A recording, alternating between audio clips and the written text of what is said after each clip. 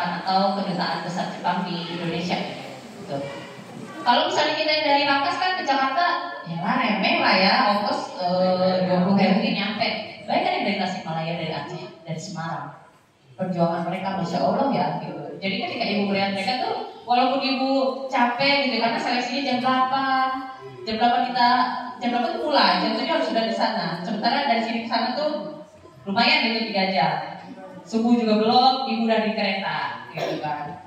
Ibu merasa itu kan capek banget gitu, dia harus seleksi ke sana. Tapi ketika bertemu dengan para wanita lain dari Tasikmalaya, ada yang sampai bela-belain nginep di hotel, ada yang sampai bela-belain dia lebih jauh, misalnya harusnya dia bisa tes di Surabaya, tapi dia memilih di Jakarta karena di Surabaya misalnya nggak ada saudara.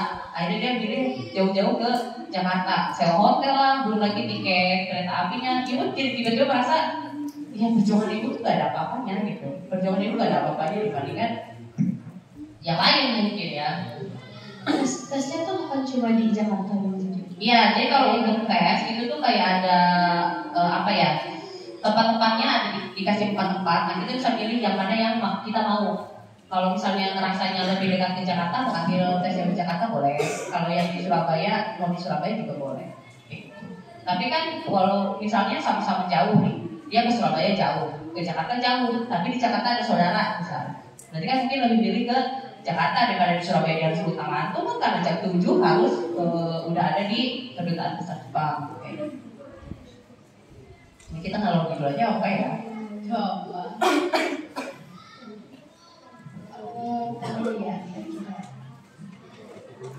Oh ya, tadi belum dijawab ya, maaf. Ibu kalau di Jepang mau ngapain aja?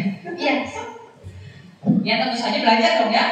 Belajar gitu. Fokus ibu mau utamanya adalah belajar. Karena kan memang kesempatan ibu diberikan oleh Allah Subhanahu Wa Taala sama pemerintah Jepang juga kesana itu untuk belajar, untuk meningkatkan kapasitas sendiri. Tapi kita juga harus paham bahwa pemerintah Jepang ini ngasih beasiswa ke guru-guru di Indonesia itu bukan tanpa tujuan.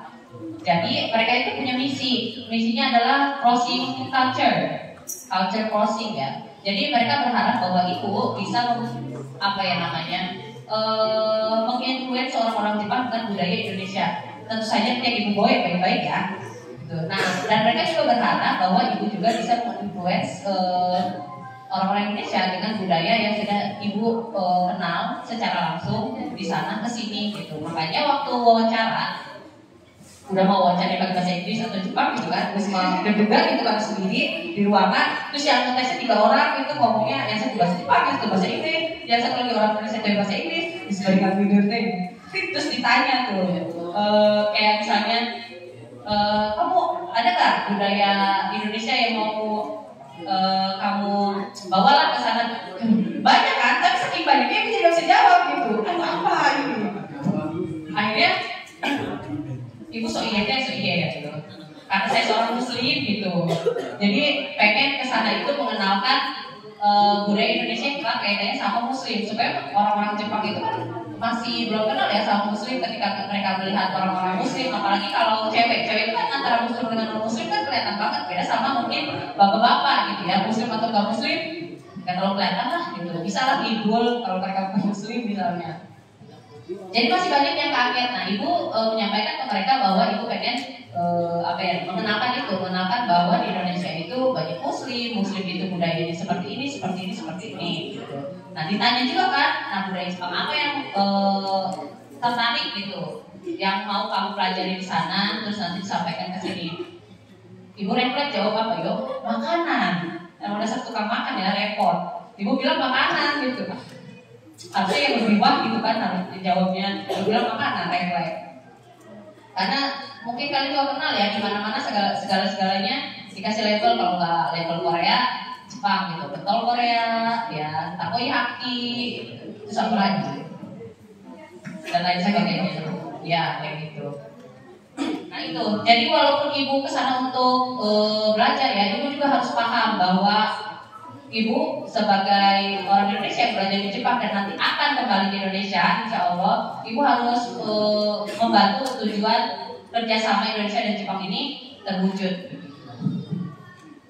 Ya, aku udah lumayan ini ya. Jadi Yang lain nih, ada yang mau nanya kan nih? Ada yang mau nanya yang lain? Dari putra atau putri atau guru pun boleh mau nanya. Guru jangan kasih. Ada yang dari putra atau dari putri? Ada yang mau kepo-kepo nggak? Misalnya Bu Wiwi di sana mencari jodoh nggak gitu? Jangan ya. Boleh. Iya ya, tapi gue satu itu gepeng.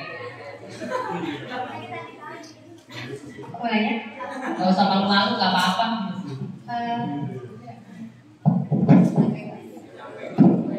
Maju aja. Maju gak apa-apa.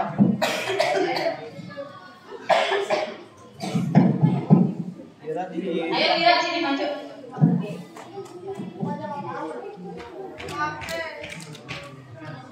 Iya, difotoin nggak sih Lira? Ini difotoin dulu. Gak usah jauh-jauh, ibu gak gigit. Ibu izin bertanya, Ya. jadi kan ibu beasiswa pakai jalur apa sih? Medicine. Ya, Nah, kira-kira ada nggak sih jalur lain untuk dapat beasiswa ke Jepang gitu? Bukan ke Jepang aja sih, mungkin ke negara lain juga. Tapi yang bisa 100% gitu. Makasih. ya, terima kasih Lira. Nah, beasiswa lain sebenarnya ada ya. Mungkin ini termasuk beasiswa yang cukup terkenal juga, namanya LPDP. Cuma karena ibu duluan nemu Max, ibu nggak terlalu kepoin LPDP. Dibandingkan Max, LPDP ini kualifikasinya lebih mudah sebenarnya. Jadi kalau misalnya Lira mungkin tertarik, nanti Lira bisa cari LPDP. Nah, LPDP itu dari pemerintah Indonesia. Kalau Max kan dari pemerintah Jepang, kalau LPDP itu dari pemerintah Indonesia, dan itu bisa membiayai kalian ke manapun, ke negara manapun. Ya.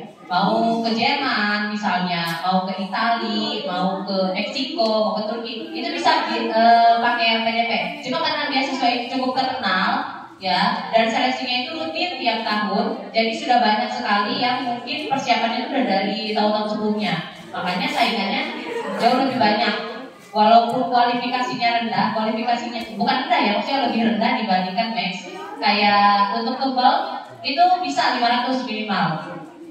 Kalau Max kan 543. Terus juga IPK-nya, kalau kalian melanjut S2 ya, IPK-nya itu cuma, bukan cuma ya, maksudnya minimalnya 3,0.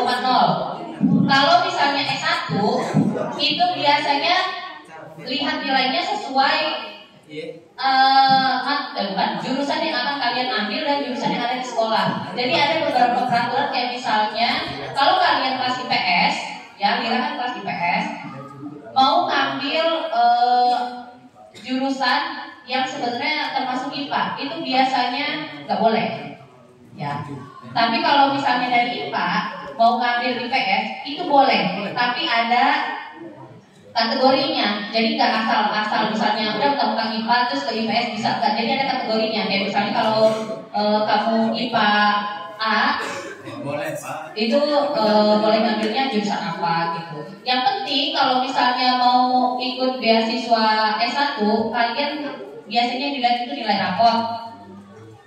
rapor yang penjurusan dan juga matematika.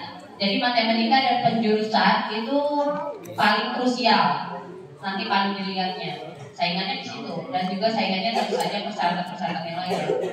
Masa ibu sih sebenarnya kalau kalian mau kuliah di luar negeri, kalian modal paling awalnya itu bisa bahasa Inggris, dan bisanya itu bukan sekedar bisa, jadi harus nggak pasti juga sih, ya pokoknya di atas orang lah.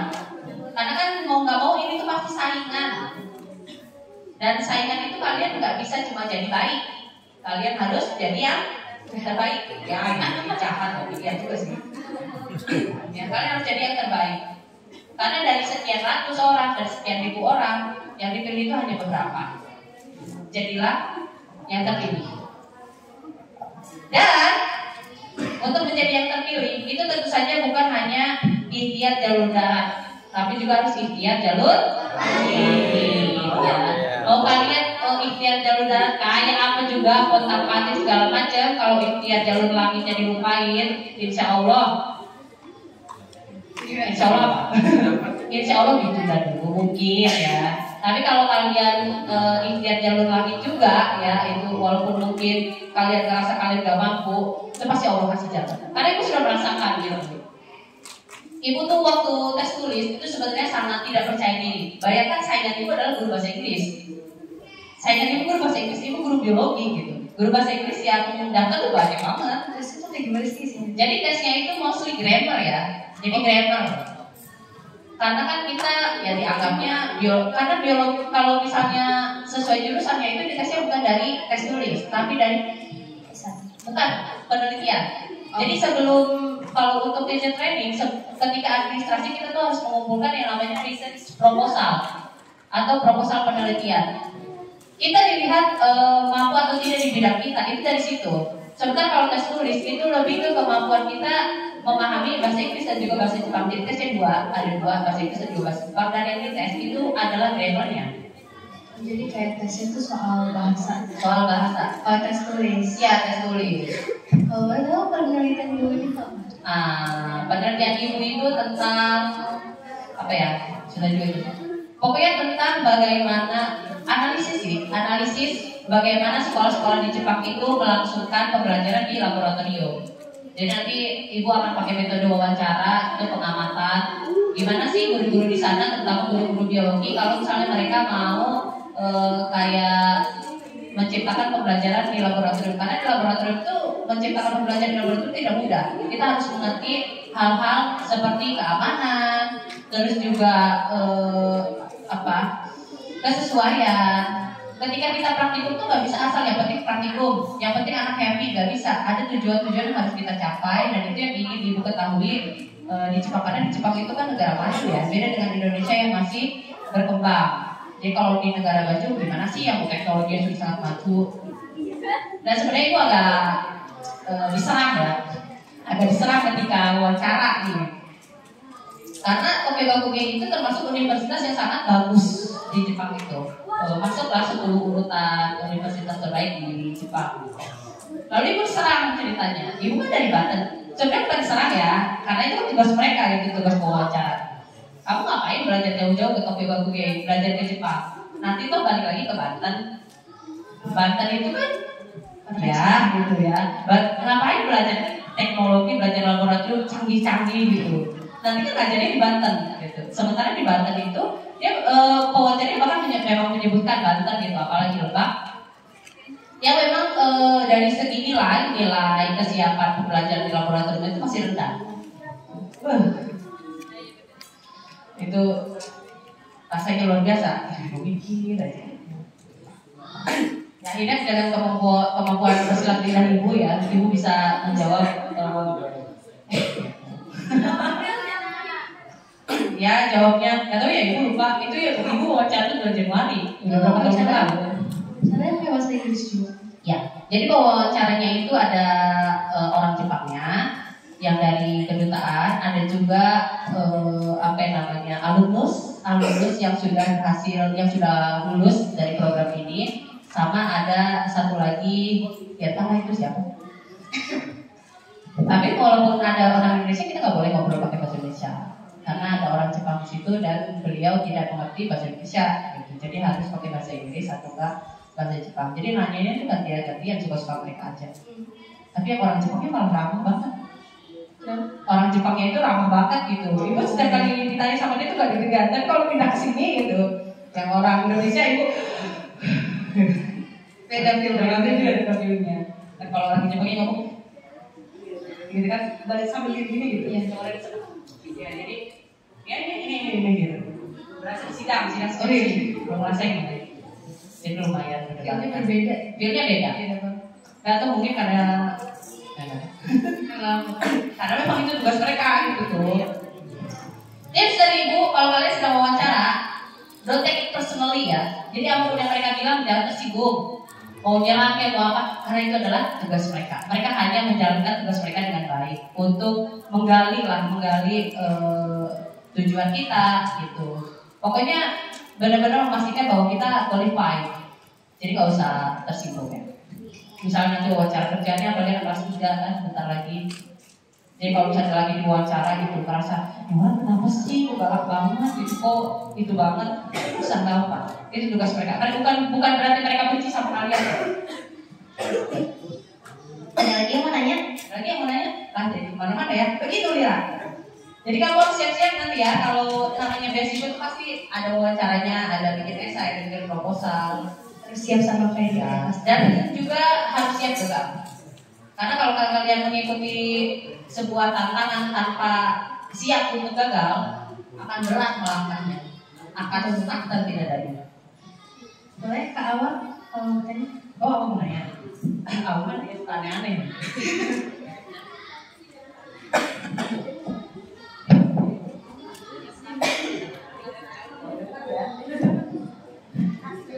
Terima kasih Bu atas kesempatannya. Aku mau nanya ini aja sih, bukan Ibu dapat beasiswa Max. Nah itu tuh beasiswanya udah include sama tempat tinggal atau belum? Kan tadi Ibu belum ngasih tahu Ibu tinggalnya di asrama atau kayak ngekos gitu. Paling gitu aja sih. Terima kasih. Makasih ya Bang. Ya dan Ibu belum share. Jadi kalau ketika kita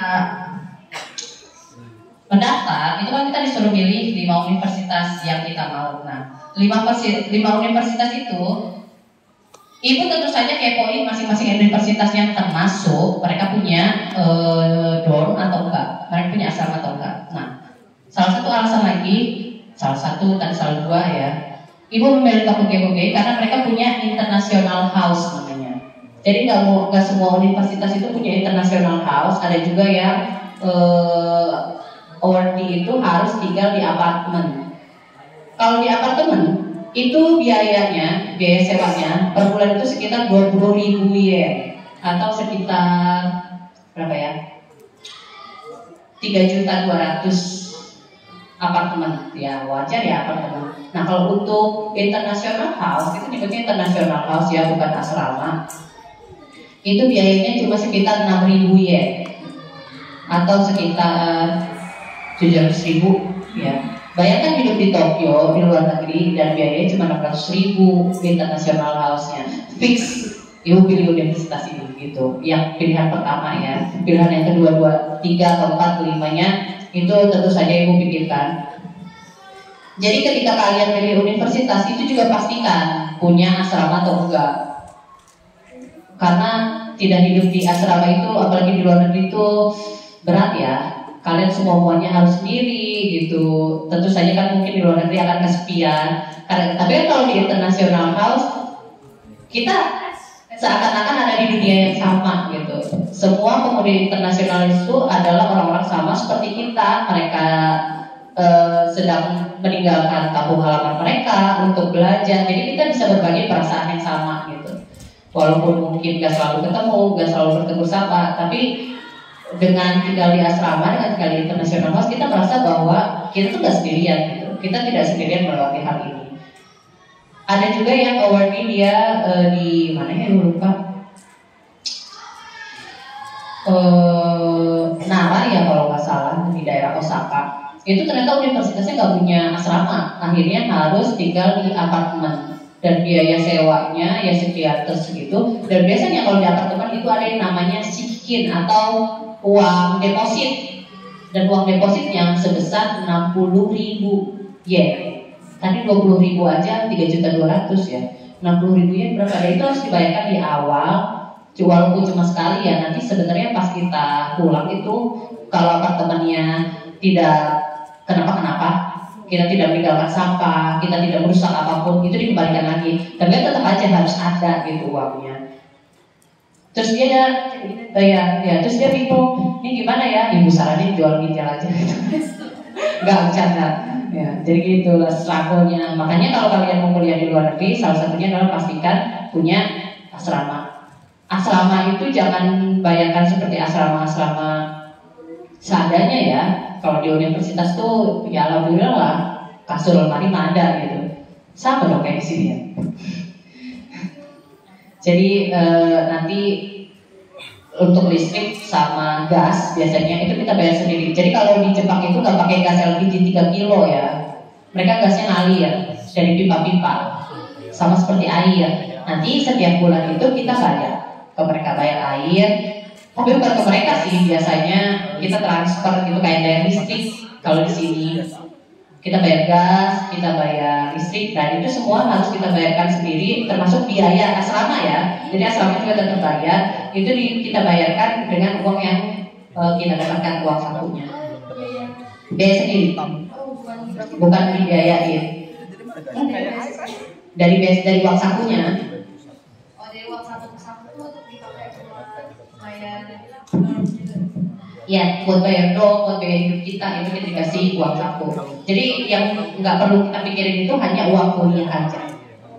Sementara kalau pengeluaran yang lain kita harus tetap mikir ya, karena pokoknya uang sakunya dikasih segitu, mau nggak mau cukup. Itu ya, ibu tinggalnya di International House. International House itu kan kok dari situ, kayak apartemen sih. Ada lagi yang mau nanya? Lana. Oh.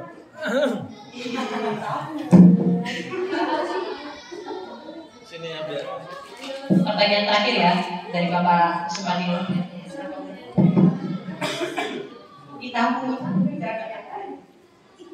Assalamualaikum warahmatullahi wabarakatuh. Waalaikumsalam warahmatullahi wabarakatuh. Pertama, saya mengucapkan selamat ya Bu Wiwin atas diterimanya atau dapat beasiswa itu.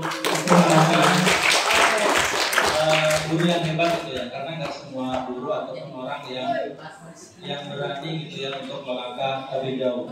Teman-teman sekalian, mungkin Bapak mau membocorkan rahasia juga ya. Dulu Bapak juga sempat punya cita-cita ke luar negeri. 2 kali malah, 2 tujuan. Pertama, Bapak pengen belajar ataupun melanjutkan studi S2 itu ke Cina. Nah, bahkan dulu sempat hampir aja kursus bahasa Cina. Kenapa belajar? Kenapa ingin ke Cina? Guru Bapak itu dari baru aja selesai belajar ataupun S3 dari Cina, sehingga nular gitu ya semangatnya. Tapi nggak jadi gitu ya, karena di tahun terakhir itu keinginan berubah, berganti ya, tapi masih tetap ingin keluar negeri, yaitu ke Madrid.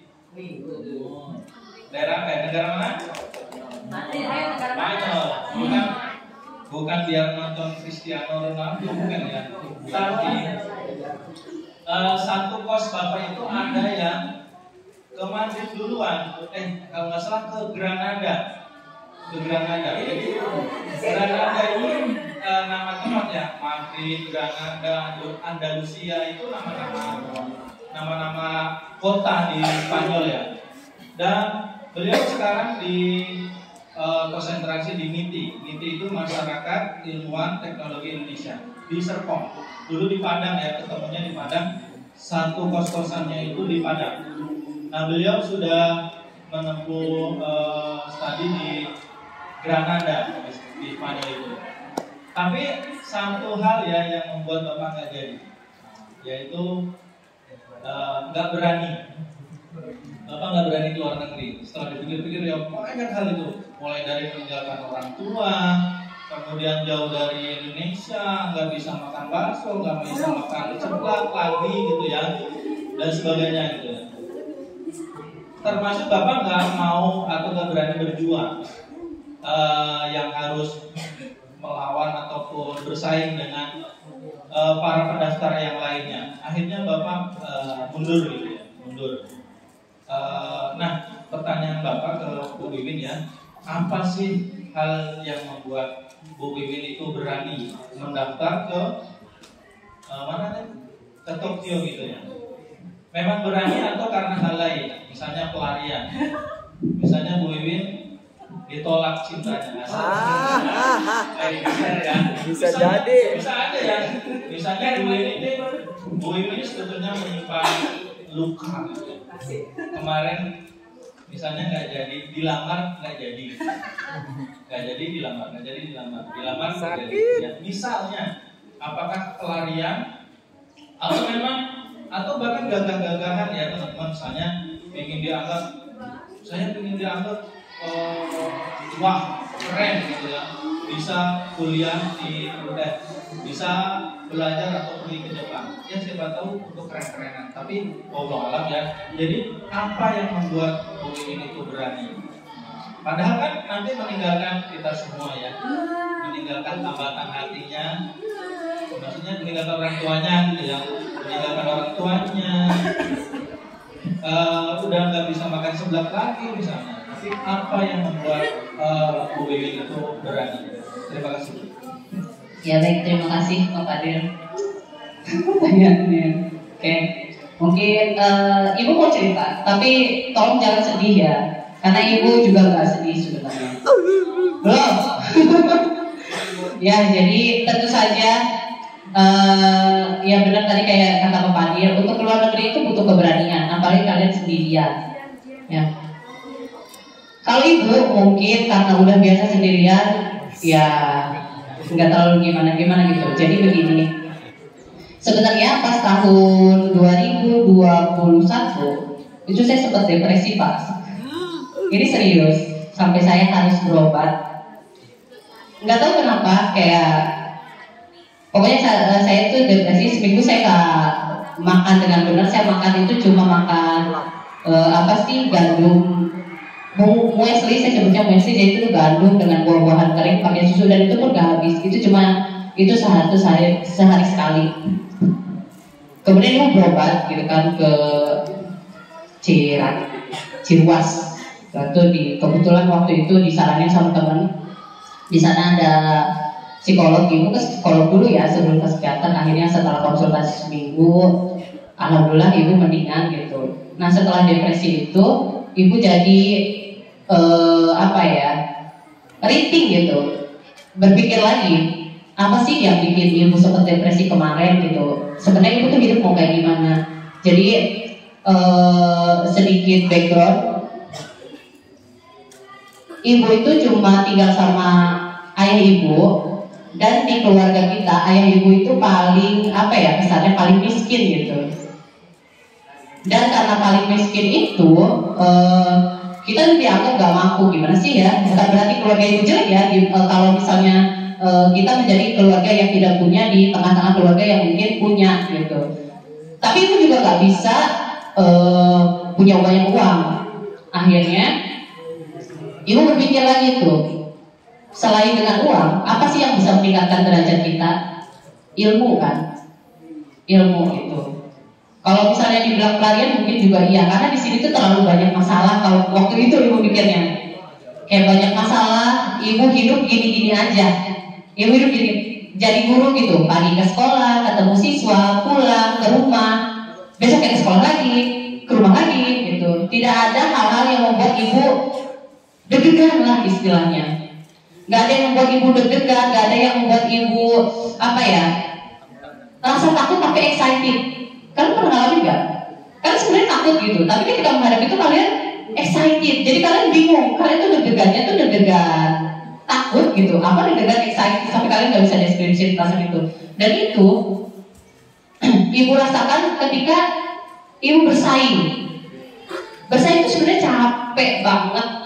Kalian takut gagal, kalian merasa diri kalian tidak lebih baik dari yang lain.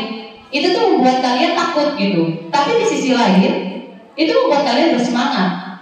Akhirnya Ibu harus ngambil sesuatu yang besar, tapi bisa mengcover semua keinginan Ibu. Karena dengan pergi ke Jepang, pertama Ibu bisa meningkatkan kapasitas diri Ibu. Karena Ibu merasa bahwa Ibu merasa punya sebuah penyesalan. Waktu S1 tuh Ibu tidak all out gitu, tidak all out, sehingga Ibu lulusnya juga B aja gitu. Lulus dari sana juga Ibu merasa B aja. Ibu masih merasa harus banyak lagi belajar untuk menutupi apa yang sudah Ibu lewatkan. Terus juga dengan pergi ke Jepang, tentu saja Ibu punya uang. Nggak munafik ya, kita hidup tuh butuh uang gitu. Dengan uang tidak bisa membeli segalanya, tapi segalanya butuh uang. Gitu. Terus juga tentu saja Ibu ingin membanggakan orang tua Ibu gitu, karena ya Ibu biasa aja sih sebenarnya. Dan Ibu tuh pengen memberikan sesuatu yang bukan uang, tapi itu bisa membuat orang tua ibu bangga gitu. Begitulah alasannya tepat. Ya intinya ya juga sisi kamu. Ya begitu. Gimana Pak Fadil? Udah. Udah.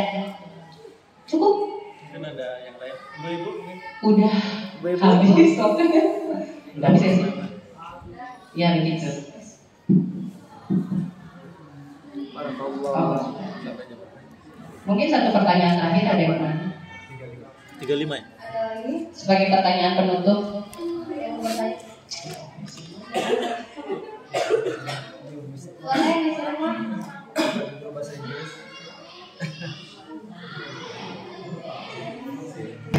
Bisa bahasa Inggris. Apa ya? Bukan cukup sih, sangat mengapresiasi perjuangan Bu Wiwin yang luar biasa. Jadi perlu diketahui Bu Wiwin ini teman Kita bestie SMA. Bestie dari SMA. Jadi saya tahu betul betapa beliau itu pejuang tangguh gitu ya. Ini bisa aja loh. Iya, pejuang tangguh dengan segala apa ya namanya permasalahan hidupnya, beliau bisa survive sampai di titik ini gitu ya. Dan itu perjuangannya juga sangat panjang. Yang jadi pertanyaan, jadi dijelasin sih kenapa Jepang gitu menjadi pilihan untuk melanjutkan studinya. Kenapa gak negara lain gitu? Dan alasannya kenapa?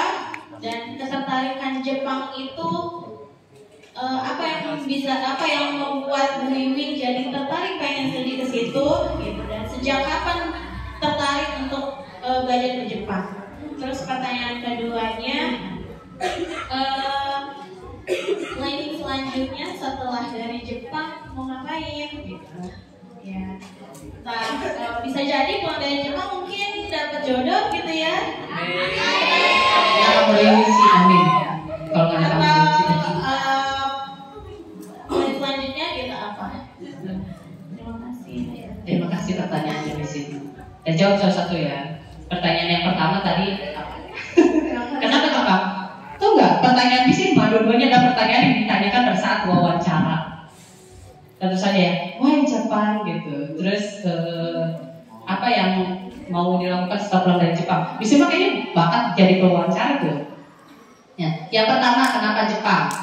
Untuk keluar negeri ya. Tentu saja tadi kita butuh keberanian dan keberanian itu bisa kita dapatkan dengan kita mengerti bahasanya, mengerti budayanya. Jadi kita bisa imagine, bisa membayangkan kesulitan-kesulitan yang akan kita hadapi di sana apa dan cara mengatasinya.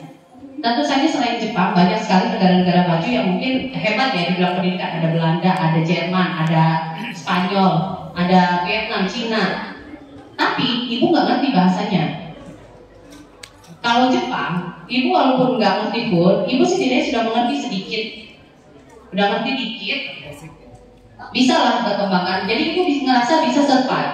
Dan juga ibu udah tahu sedikit budayanya. Jadi ibu bisa menyesuaikan. Di sana tuh ibu hidup harus seperti apa.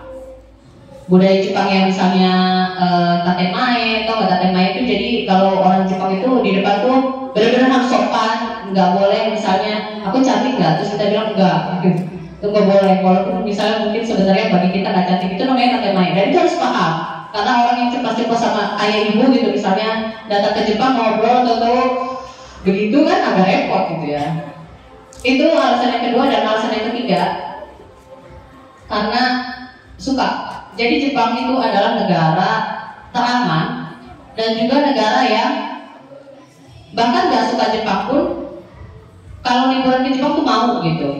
Ini testimoni dari teman-teman ibu yang tidak familiar Jepang tapi punya kesempatan untuk ke Jepang, mereka tetap suka layoutnya gitu. Terus misalnya tatanan masyarakatnya, tata kotanya, kemudian birokrasi di sana itu semuanya teratur sehingga kita sebagai orang baru ketika nyelip di tengah-tengah masyarakat mereka itu tidak terlalu sulit. Apa yang terjadi itu kayak ada manualnya, ada petunjuknya. Sehingga kita tidak perlu ngawang-ngawang. Ada kan misalnya budaya-budaya di luar negeri, di negara lain ya, itu tuh tidak tertulis lah istilahnya, tidak ada manualnya. Tapi mau nggak mau kita harus menyesuaikan. Sulit. Tapi kalau di Jepang, seakan-akan tuh ada manual booknya. Pasti orang akan kasih tahu kamu. Kayak misalnya, kamu kalau di sini itu harus begini, begini, begini. Kalau ngantri itu begini, buang sampah tuh begini. Hidup di masyarakat itu seperti ini. Jadi ibu merasa kalau di Jepang ibu bisa survive gitu, walaupun tetap banyak kesulitan, tapi ibu bisa membayangkan bagaimana mengatasi kesulitan-kesulitan itu. Gitu. Terus yang kedua, habis dari Jepang mau ngapain? Ya, tentu saja ibu mau mengamalkan apa yang sudah ibu pelajari di sana utamanya, yaitu mengembangkan, kalau khususnya kan di Alku 2 ya, khususnya di Sumatera, ibu pengen pembelajaran laboratorium kan selama ini belum terlalu efektif gitu. Misalnya salah satunya adalah karena labnya sering dipakai yang bukan kegiatan di laboratorium gitu misalnya. Itu juga jadi salah satu faktor. Kalau misalnya dari riset ibu, itu jadi salah satu faktor kenapa pembelajaran di laboratorium tidak efektif. Salah satunya adalah karena penggunaan ruangan.